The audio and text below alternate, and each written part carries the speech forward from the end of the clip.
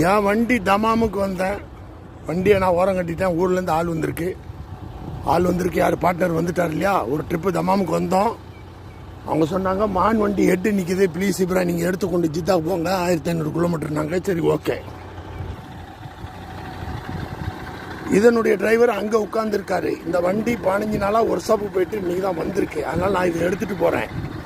என் வண்டியை எடுத்துகிட்டு நைட்டு என் பார்ட்னர் நாளை நைட்டு வந்து சேருவார். நான் இப்படியே ரோட்டில் போயிட்டு அப்படியே படுத்துட்டு, புரியுதா, நாளைக்கு நானும் நாளை சாயங்காலம் போய் இன்ஷால்லா போய் சேருவேன். இந்த மாதிரி சந்தர்ப்பங்கள் கிடைக்கும் நமக்கு. அப்போ ரிக்வெஸ்ட் பண்ணி தான் கேட்டாங்க. அப்படி தான் கேட்க முடியும் கம்மலை. ஏன்னா நமக்கு ஒரு வண்டி இருக்கும்போது இன்னொரு வண்டி நம்ம எடுக்கக்கூடாது இல்லையா?